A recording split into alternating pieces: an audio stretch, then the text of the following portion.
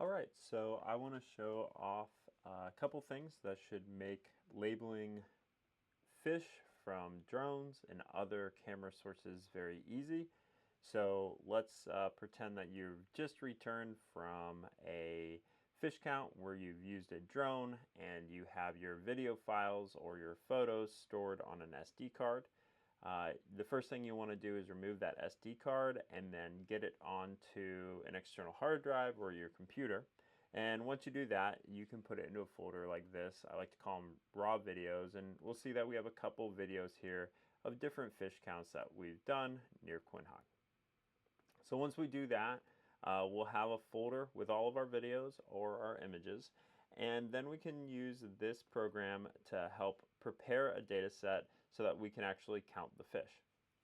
So we'll go ahead and open this. It'll take a minute to open. And the first thing is, if you have just videos and you don't have any photos, you can click on this link and it will ask where are you storing your videos. In this case, we'll say raw videos. You'd select that folder and then you select where you want it to go here. And then it'll turn all those video files into photos so you can start counting. Now, if you have already done that, in the case we've already prepared it, so we can see we have this dataset folder and we have a ton of images that are all basically taken from the videos that we recorded over the river. So if we're at that stage, then we can go ahead and label our imagery. We're going to go ahead, and the first time it's going to ask you to set up where your images are, so I'll just go through that really quick. We'll hit setup. We're going to select our folder where all of our images are. So in this case, it'll be here. And give it a little bit of time to actually populate where it is. If you hit select folder too fast, it won't work. So just be patient. We're going to select that folder, and then we can add our labels for our different types of salmon. So we could have king, chum, pink, silver. We probably want to be counting our different types of species. For this demo though, I'm just going to have salmon as our one label. So then we'll start labeling, and this is how we'll actually be able to count how many salmon there are and begin to have a system that can do it quite regularly. So at any point we can zoom in. Since a box is a really rough boundary around some salmon we have here, I'm going to choose polygon, and I think it's probably a best case. And we can go through and we can see our different images, so you can see the fish moving around.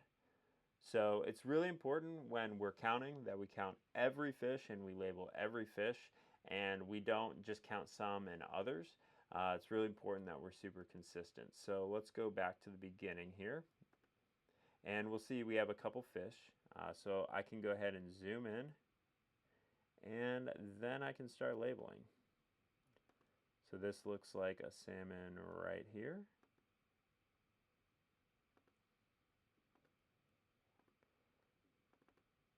Boom.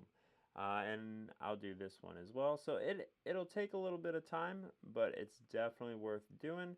And sometimes I like to go through and look at the images before and after to actually make sure that something is a salmon.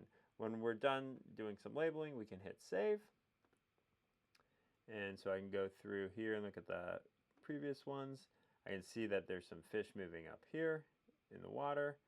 So I'm going to go ahead and zoom in and label this guy.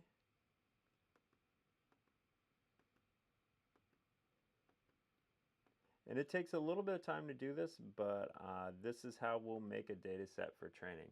So at any point, I can hit save and done.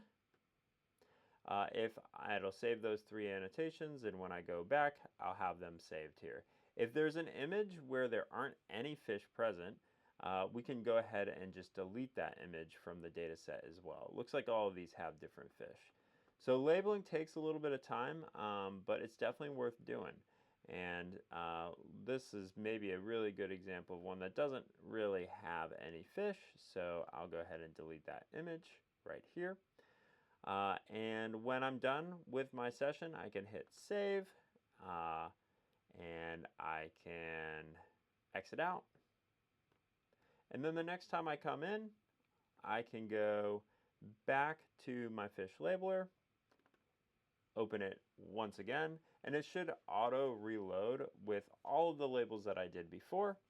So we can go hit label imagery, and we can let it load up, and we'll see that the labels for my last session are automatically saved. So it's going to be important to label as many fish as we can, and I like to think about it in terms of every image needs every fish labeled there, but we don't necessarily have to label every image. So if you're going to label one photo, make sure you label all the salmon in it. And if you're not quite sure if something is a salmon or not, I would maybe not count it as a fish, and we'll only do the ones we're really sure are actual salmon.